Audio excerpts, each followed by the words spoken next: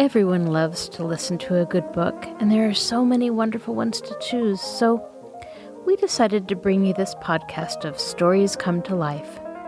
Each episode features a story from either classic or modern literature, especially chosen to be interesting and exciting to hear. So sit back, relax, and listen to this story come to life. Welcome to Stories Come to Life. I am your host, Kathryn Lopez Luker. Sara Crewe, the little heiress to the fabulous diamond mines that have caught the imagination of the entire seminary, is turning 11 years old. Miss Minchin has prepared a fantastic party for her, complete with presents and a feast. But as the children are enjoying the festivities, Miss Minchin has a caller who gives her some terrible news, and Sara's life, just like that, is completely changed. Now a princess no longer, Sara is exiled to the attic room next to the scullery maid, Becky, and she has to work very hard for the dubitable privilege of being allowed to stay under cruel Miss Minchin's roof. Now sit back, relax, and listen to this story come to life. A Little Princess. Chapter 7. The Diamond Mines Again. When Sara entered the holly-hung schoolroom in the afternoon, she did so at the head of a sort of procession. Miss Minchin, in her grandest silk dress, led her by the hand. A manservant followed, carrying the box containing the last doll. A housemaid carried a second box, and Becky brought up the rear, carrying a third and wearing a clean apron and a new cap. Sara would have much preferred to enter in the usual way, but Miss Minchin had sent for her, and after an interview in her private sitting room, had expressed her wishes. "This is not an ordinary occasion," she said. "I do not desire that it should be treated as one." So Sara was led grandly in and felt shy when, on her entry, the big girls stared at her and touched each other's elbows, and the little ones began to squirm joyously in their seats. "Silence, young ladies," said Miss Minchin at the murmur which arose. "James, place the box on the table and remove the lid. Emma, put yours upon a chair. Becky," suddenly and severely. Becky had quite forgotten herself in her excitement, and was grinning at Lottie, who was wriggling with rapturous expectation. She almost dropped her box. The disapproving voice so startled her, and her frightened, bobbing curtsy of apology was so funny, that Lavinia and Jessie tittered. "It is not your place to look at the young ladies," said Miss Minchin. "You forget yourself. Put your box down." Becky obeyed with alarmed haste, and hastily backed toward the door. "You may leave us," Miss Minchin announced to the servants with a wave of her hand. Becky stepped aside respectfully, to allow the superior servants to pass out first. She could not help casting a longing glance at the box on the table. Something made of blue satin was peeping from between the folds of tissue paper. "If you please, Miss Minchin," said Sara suddenly, "mayn't Becky stay?" It was a bold thing to do. Miss Minchin was betrayed into something like a slight jump. Then she put her eyeglass up and gazed at her show pupil disturbedly. "Becky?" she exclaimed. "My dearest Sara!" Sara advanced a step toward her. "I want her because I know she will like to see the presents," she explained. "She is a little girl too, you know." Miss Minchin was scandalized. She glanced from one figure to the other. "My dear Sara," she said, "Becky is the scullery maid. Scullery maids are not little girls." It really had not occurred to her to think of them in that light. Scullery maids were machines who carried coal scuttles and made fires. "But Becky is," said Sara, "and I know she would enjoy herself. Please let her stay because it is my birthday." Miss Minchin replied with much dignity, "As you ask it as a birthday favor, she may stay. Rebecca, thank Miss Sara for her great kindness." Becky had been backing into the corner, twisting the hem of her apron in delighted suspense. She came forward, bobbing curtsies, but between Sara's eyes and her own there passed a gleam of friendly understanding, while her words tumbled over each other. "Oh, if you please, miss, I'm that grateful, miss. I did want to see the doll, miss, that I did. Thank you, miss. And thank you, ma'am," turning and making an alarmed bob to Miss Minchin, "for letting me take the liberty." Miss Minchin waved her hand again. This time it was in the direction of the corner near the door. "Go and stand there," she commanded, "not too near the young ladies." Becky went to her place, grinning. She did not care where she was sent, so that she might have the luck of being inside the room, instead of being downstairs in the scullery, while these delights were going on. She did not even mind when Miss Minchin cleared her throat ominously and spoke again. "Ahem! Now, young ladies, I have a few words to say to you," she announced. "She's going to make a speech," whispered one of the girls. "I wish it was over." Sara felt rather uncomfortable. As this was her party, it was probable that the speech was about her. It is not agreeable to stand in a schoolroom and have a speech made about you.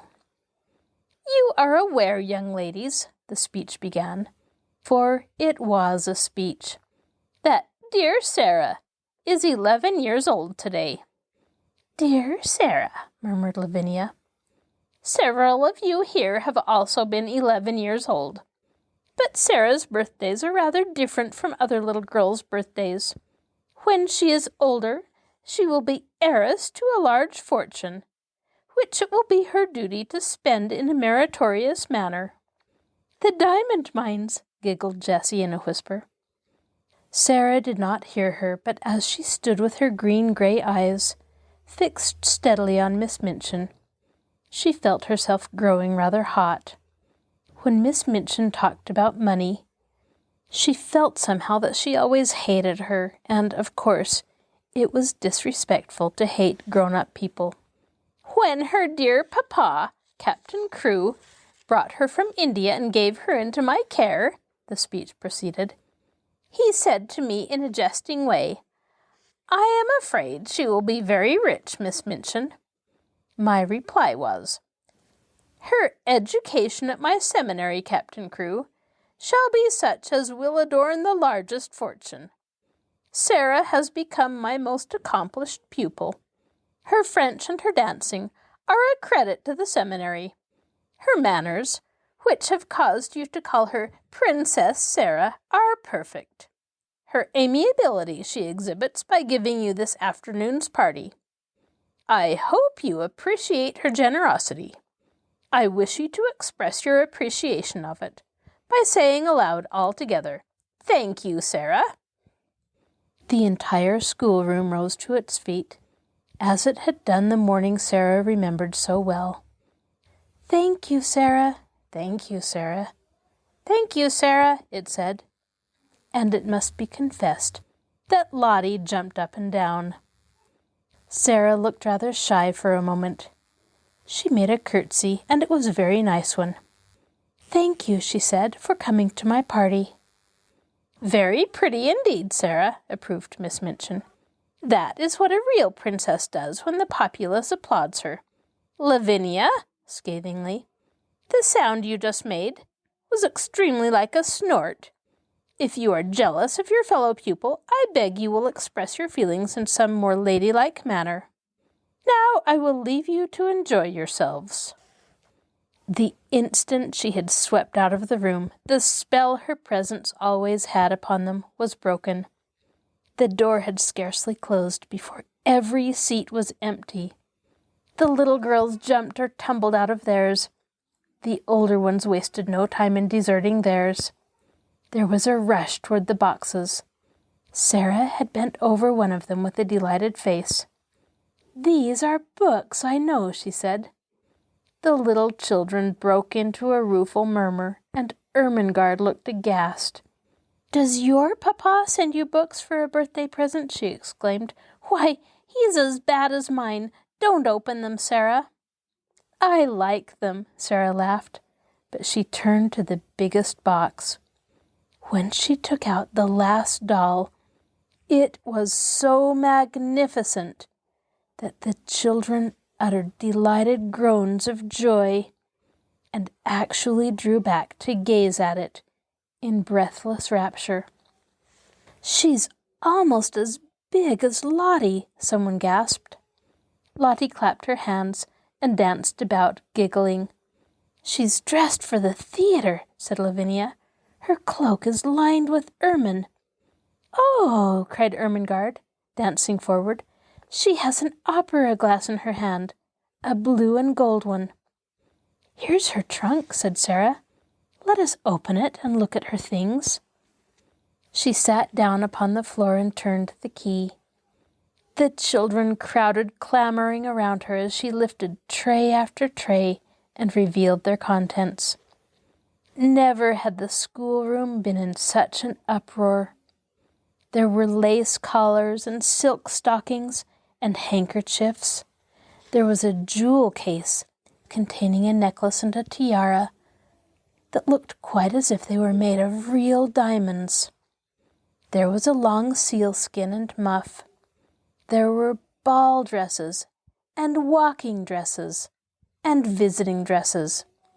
There were hats and tea gowns and fans. Even Lavinia and Jessie forgot that they were too elderly to care for dolls, and uttered exclamations of delight and caught up things to look at them. "Suppose," said Sara, as she stood by the table, putting a large black velvet hat on the impassively smiling owner of all these splendors, "suppose she understands human talk and feels proud of being admired." "You are always supposing things," said Lavinia, and her air was very superior. "I know I am," said Sara undisturbedly. "I like it. There is nothing so nice as supposing. It's almost like being a fairy.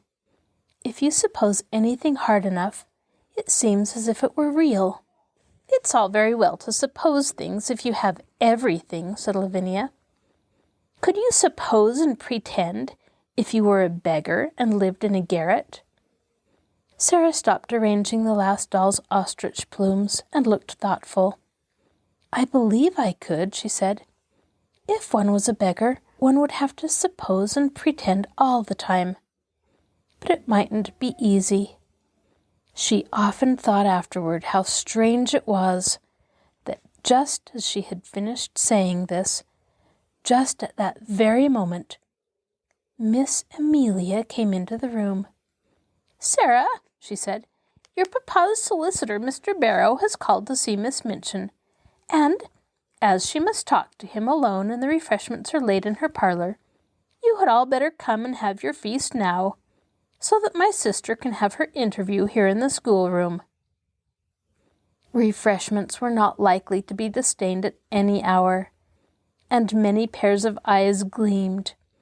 Miss Amelia arranged the procession into decorum, and then, with Sara at her side heading it, she led it away, leaving the last doll sitting upon a chair, with the glories of her wardrobe scattered about her.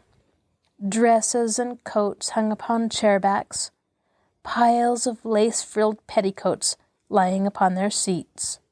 Becky, who was not expected to partake of refreshments, had the indiscretion to linger a moment to look at these beauties, and it really was an indiscretion.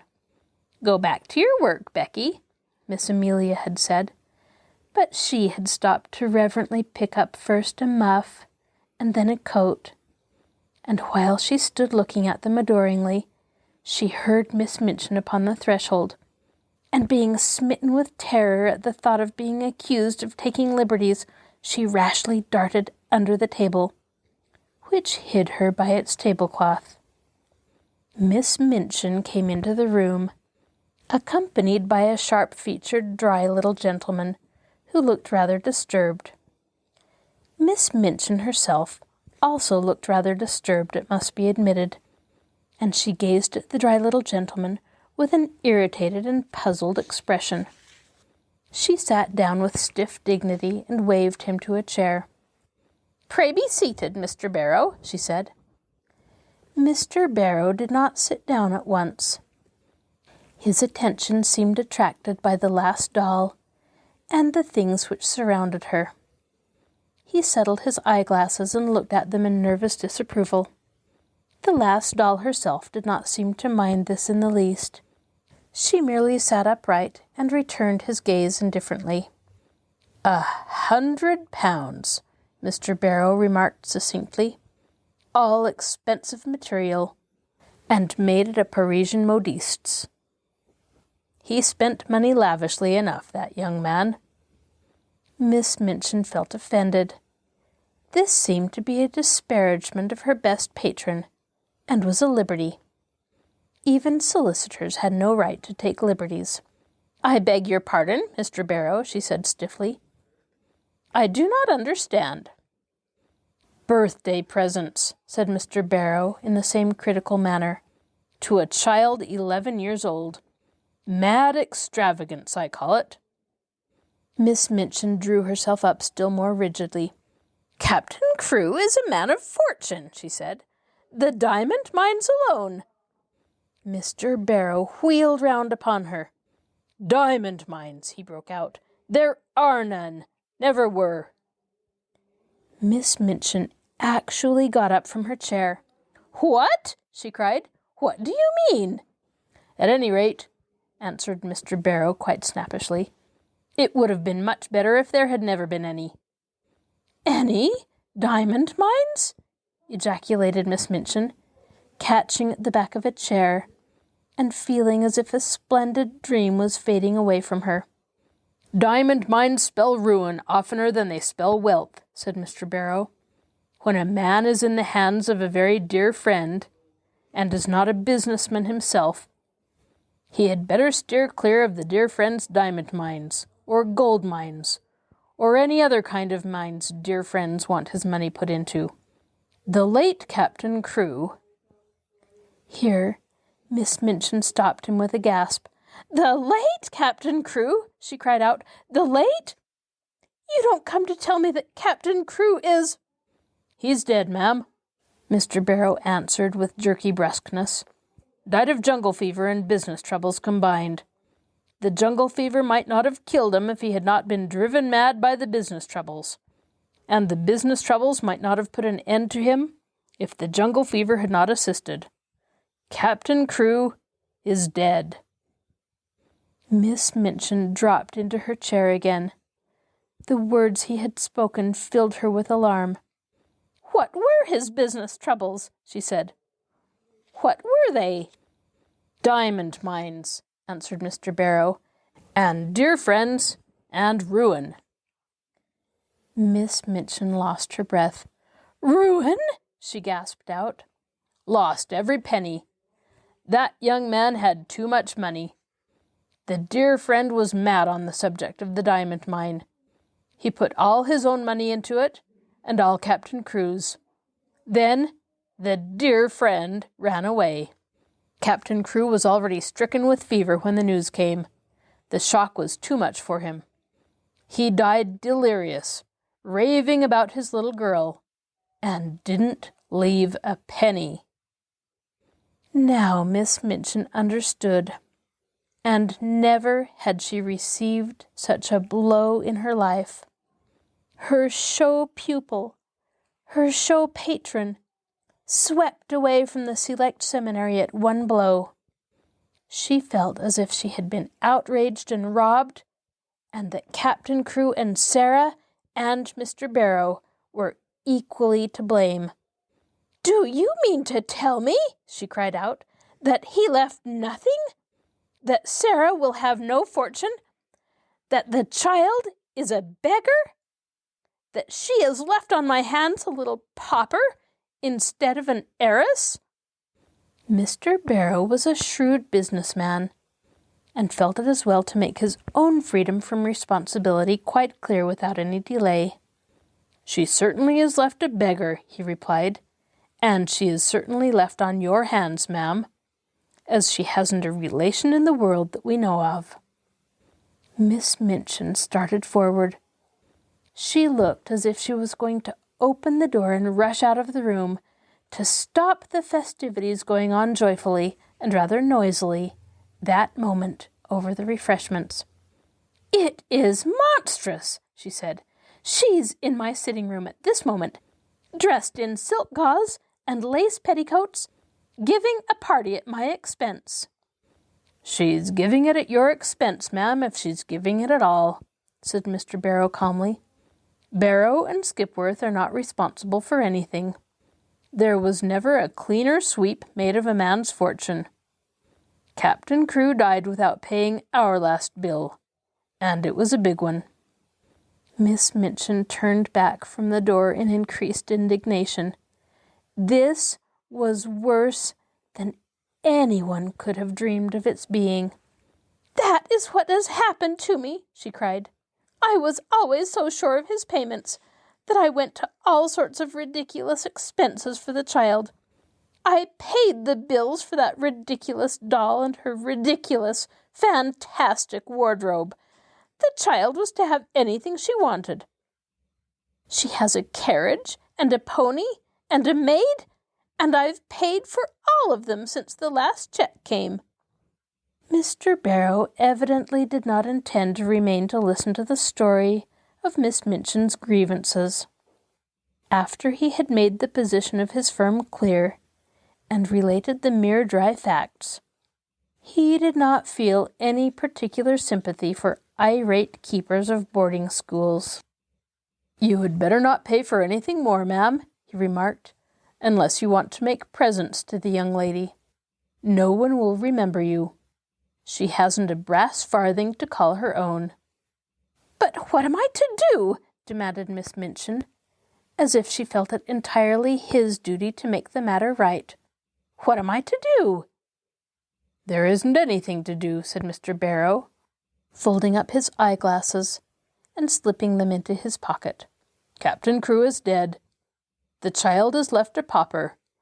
Nobody is responsible for her but you." "I am not responsible for her, and I refuse to be made responsible."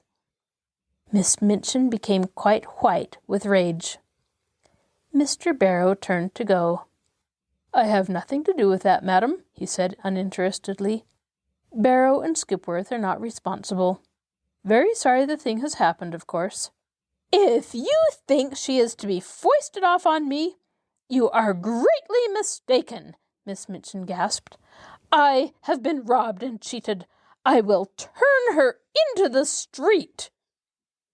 If she had not been so furious, she would have been too discreet to say quite so much. She saw herself burdened with an extravagantly brought-up child whom she had always resented, and she lost all self-control. Mr. Barrow undisturbedly moved toward the door. "I wouldn't do that, madam," he commented. "It wouldn't look well. Unpleasant story to get about in connection with the establishment. Pupil bundled out penniless and without friends." He was a clever businessman, and he knew what he was saying. He also knew that Miss Minchin was a businesswoman, and would be shrewd enough to see the truth. She could not afford to do a thing which would make people speak of her as cruel and hard-hearted. "Better keep her and make use of her," he added. "She's a clever child, I believe. You can get a good deal out of her as she grows older." "I will get a good deal out of her before she grows older," exclaimed Miss Minchin. "I'm sure you will, ma'am," said Mr. Barrow, with a sinister little smile. "I am sure you will. Good morning." He bowed himself out and closed the door, and it must be confessed that Miss Minchin stood for a few moments and glared at it. What he had said was quite true. She knew it. She had absolutely no redress. Her show pupil had melted into nothingness, leaving only a friendless, beggared little girl. Such money as she herself had advanced was lost and could not be regained. And as she stood there, breathless under her sense of injury, there fell upon her a burst of gay voices from her own sacred room, which had actually been given up to the feast. She could at least stop this. But as she started toward the door, it was opened by Miss Amelia, who, when she caught sight of the changed, angry face, fell back a step in alarm. "What is the matter, sister?" she ejaculated. Miss Minchin's voice was almost fierce when she answered, "Where is Sara Crewe?" Miss Amelia was bewildered. "Sara?" she stammered. "Why, she's with the children in your room, of course." "Has she a black frock in her sumptuous wardrobe?" in bitter irony. "A black frock?" Miss Amelia stammered again. A black one?" "She has frocks of every other color. Has she a black one?" Miss Amelia began to turn pale. "No, yes," she said, "but it is too short for her. She has only the old black velvet, and she has outgrown it." "Go and tell her to take off that preposterous pink silk gauze and put the black one on, whether it's too short or not. She has done with finery." Then Miss Amelia began to wring her fat hands and cry. "Oh, sister," she sniffed. "Oh, sister, what can have happened?" Miss Minchin wasted no words. "Captain Crewe is dead," she said. "He has died without a penny. That spoiled, pampered, fanciful child is left a pauper on my hands." Miss Amelia sat down quite heavily in the nearest chair. "Hundreds of pounds I have spent on nonsense for her, and I shall never see a penny of it. Put a stop to this ridiculous party of hers. Go and make her change her frock at once." "I?" panted Miss Amelia.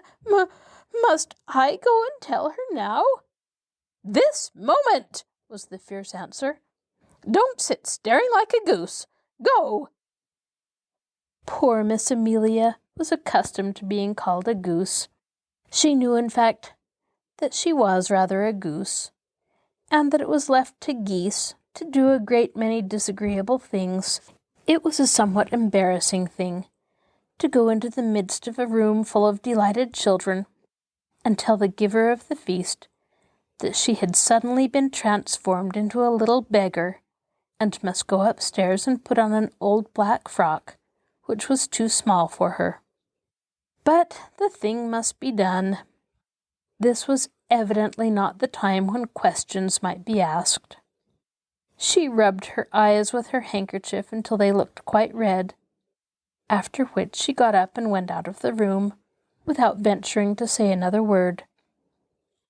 When her older sister looked and spoke as she had done just now, the wisest course to pursue was to obey orders without any comment. Miss Minchin walked across the room. She spoke to herself aloud, without knowing that she was doing it. During the last year, the story of the diamond mines had suggested all sorts of possibilities to her. Even proprietors of seminaries might make fortunes in stocks with the aid of owners of mines. And now, instead of looking forward to gains, she was left to look back on losses. "Princess Sara, indeed," she said.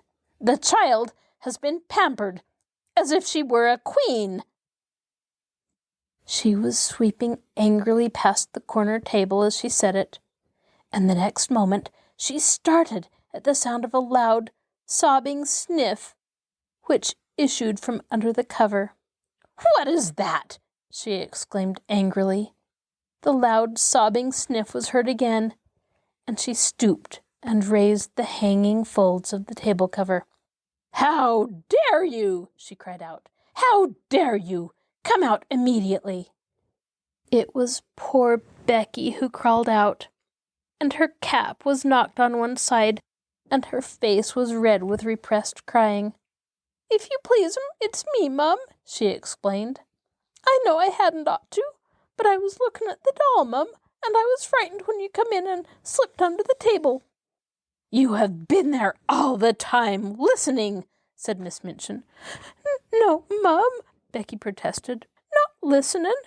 I thought I could slip out without your noticing, but I couldn't, and I had to stay. But I didn't listen. I wouldn't have for nothing. But I couldn't help hearing." Suddenly it seemed almost as if she lost all fear of the awful lady before her. She burst into fresh tears. "Oh, please, she said. "I dare say you'll give me warning, Mum, but I'm so sorry for poor Miss Sara. I'm so sorry." "Leave the room," ordered Miss Minchin. Becky curtsied again, the tears openly streaming down her cheeks. "Yes'm, I will'm," she said, trembling. "But, oh, I just wanted to ask you. Miss Sara, she's been such a rich young lady, and she's been waited on hand and foot, and what will she do now, ma'am, with no maid? Oh, please would you let me wait on her after I've done my pots and kettles? I'd do 'em that quick if you'd let me wait on her now that she's poor. Oh," breaking out afresh, "poor little Miss Sara, Mum, that was called a princess." Somehow, she made Miss Minchin feel more angry than ever that the very scullery maid should range herself on the side of this child, whom she realized more fully than ever that she had never liked, was too much. She actually stamped her foot. "No, certainly not," she said. "She will wait on herself and on other people too. Leave the room this instant, or you'll leave your place." Becky threw her apron over her head and fled. She ran out of the room and down the steps into the scullery, and there she sat down among her pots and kettles and wept as if her heart would break. "It's exactly like the ones in the story," she wailed. "Them poor princess ones that was drove into the world." Miss Minchin had never looked quite so still and hard as she did when Sara came to her a few hours later, in response to a message she had sent her. Even by that time, it seemed to Sara as if the birthday party had either been a dream or a thing which had happened years ago, and had happened in the life of quite another little girl. Every sign of the festivities had been swept away. The holly had been removed from the schoolroom walls, and the forms and desks put back into their places. Miss Minchin's sitting room looked as it always did. All traces of the feast were gone, and Miss Minchin had resumed her usual dress. The pupils had been ordered to lay aside their party frocks, and this having been done, they had returned to the schoolroom and huddled together in groups, whispering and talking excitedly. "Tell Sara to come to my room," Miss Minchin had said to her sister, "and explain to her clearly that I will have no crying or unpleasant scenes." "Sister," replied Miss Amelia, "she is the strangest child I ever saw. She actually made no fuss at all. You remember she made none when Kathryn Crewe went back to India. When I told her what had happened, she just stood quite still and looked at me without making a sound. Her eyes seemed to get bigger and bigger, and she went quite pale. When I had finished, she still stood staring for a few seconds, and then her chin began to shake, and she turned round and ran out of the room and upstairs. Several of the other children began to cry, but she did not seem to hear them. or to be alive to anything but just what I was saying. It made me feel queer not to be answered. And when you tell anything sudden and strange, you expect people will say something, whatever it is. Nobody but Sara herself ever knew what had happened in her room after she had run upstairs and locked her door. In fact, she herself scarcely remembered anything but that she walked up and down, saying over and over again to herself, in a voice which did not seem her own, "My papa is dead. My papa is dead." Once she stopped before Emily, who sat watching her from her chair, and cried out wildly, "Emily, do you hear? Do you hear? Papa is dead. He is dead in India, thousands of miles away." When she came into Miss Minchin's sitting room, in answer to her summons, her face was white, and her eyes had dark rings around them. Her mouth was set, as if she did not wish it to reveal what she had suffered and was suffering. She did not look in the least like the rose-colored butterfly child who had flown about from one of her treasures to the other in the decorated schoolroom. She looked instead a strange, desolate, almost grotesque little figure. She had put on, without Mariette's help, the cast-aside black velvet frock. It was too short and tight, and her slender legs looked long and thin, showing themselves from beneath the brief skirt. As she had not found a piece of black ribbon, her short, thick, black hair tumbled loosely about her face, and contrasted strongly with its pallor. She held Emily tightly in one arm, and Emily was swathed in a piece of black material. "Put down your doll," said Miss Minchin. "What do you mean by bringing her here?" "No," Sara answered. "I will not put her down. She is all I have. My papa gave her to me." She had always made Miss Minchin feel secretly uncomfortable, and she did so now. She did not speak with rudeness, so much as with a cold steadiness, with which Miss Minchin felt it difficult to cope. Perhaps because she knew she was doing a heartless and inhuman thing. "You will have no time for dolls in future," she said. "You will have to work and improve yourself, and make yourself useful." Sara kept her big, strange eyes fixed on her, and said not a word. "Everything will be very different now," Miss Minchin went on. "I suppose Miss Amelia has explained matters to you." "Yes," answered Sara. "My papa is dead. He left me no money. I am quite poor." "You are a beggar," said Miss Minchin, her temper rising at the recollection of what all this meant. "It appears that you have no relations, and no home, and no one to take care of you." For a moment, the thin, pale little face twitched, but Sara again said nothing. "What are you staring at?" demanded Miss Minchin sharply.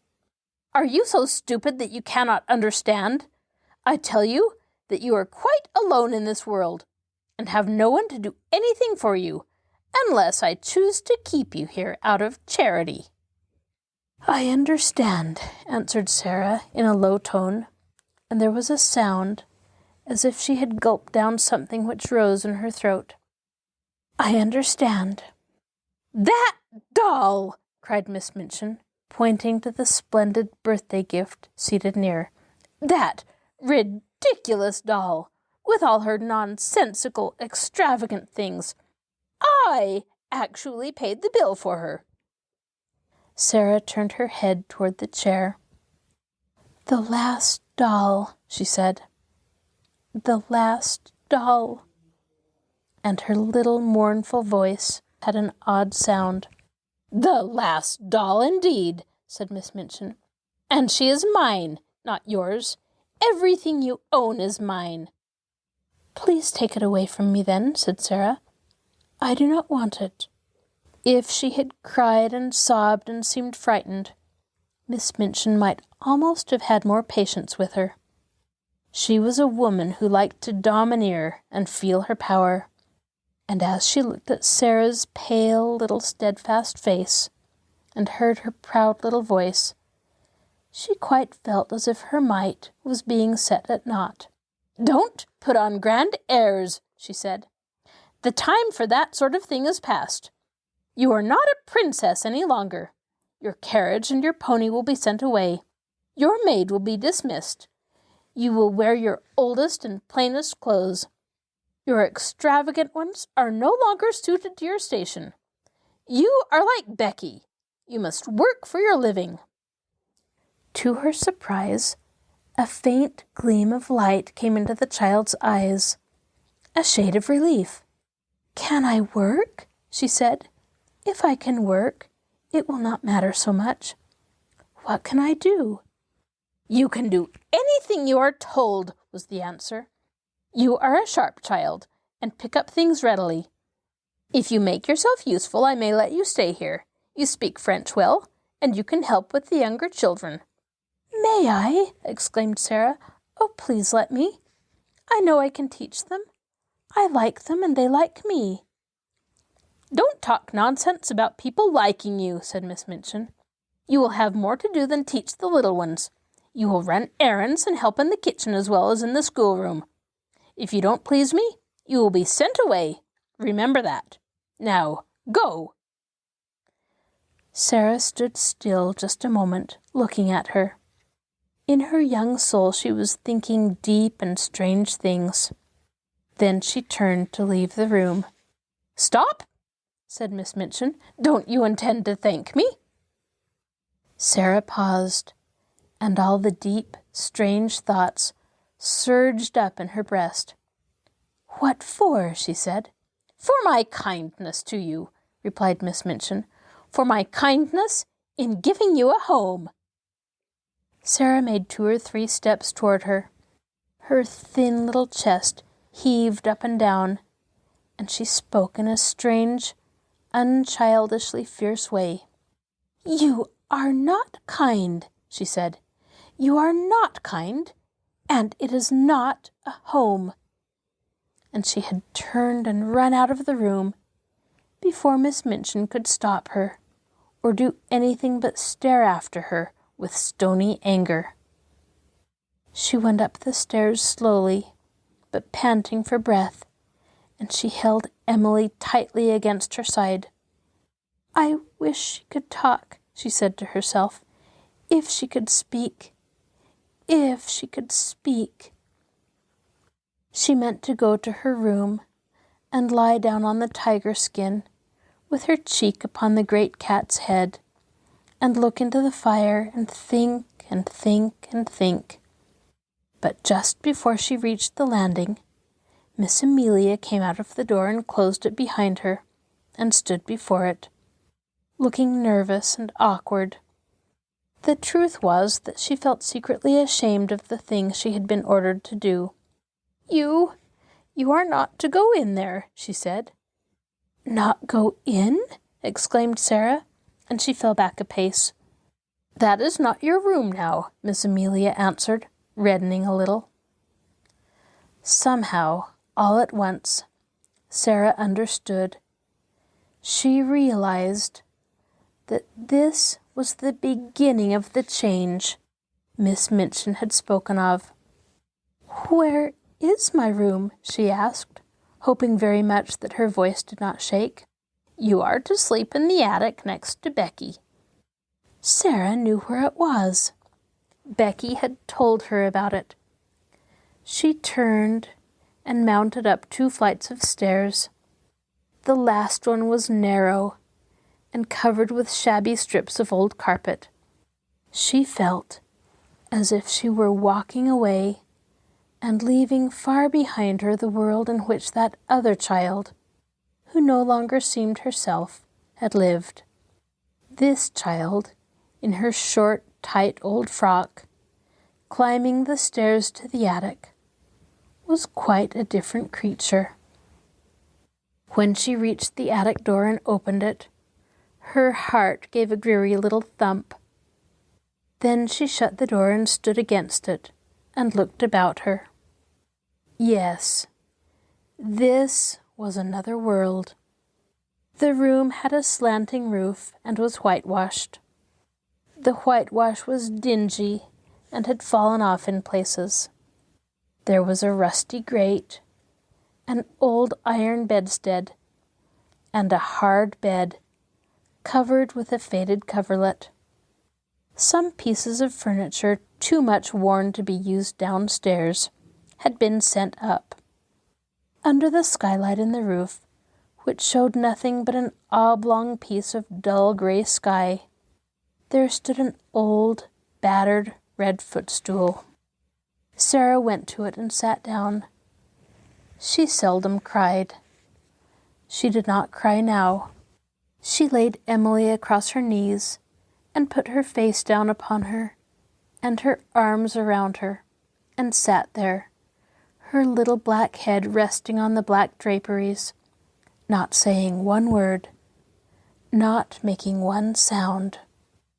And as she sat in this silence, there came a low tap at the door, such a low, humble one, that she did not at first hear it, and, indeed, was not roused until the door was timidly pushed open, and a poor, tear-smeared face appeared peeping around it. It was Becky's face, and Becky had been crying furtively for hours, and rubbing her eyes with her kitchen apron, until she looked strange indeed. "Oh, miss," she said under her breath, "might I? Would you allow me just to come in?" Sara lifted her head and looked at her. She tried to begin to smile, and somehow she could not. Suddenly, and it was all through the loving mournfulness of Becky's streaming eyes, her face looked more like a child's, not so much too old for her years. She held out her hand and gave a little sob. "Oh, Becky," she said, "I told you we were just the same. Only two little girls. Just two little girls. You see how true it is. There's no difference now. I'm not a princess any more." Becky ran to her and caught her hand and hugged it to her breast, kneeling beside her and sobbing with love and pain. "Yes, miss, you are," she cried, and her words were all broken. Whatsoever happens to you, whatsoever, you'd be a princess all the same, and nothing could make you nothing different." This is your host, Kathryn Lopez Luker. Thank you for joining us for this episode of Stories Come to Life. Be sure to join us next time when we continue to listen to A Little Princess. I'd love to hear your suggestions for future stories. You can contact me by email at kluker@marshallpl.org. I'll talk to you again soon.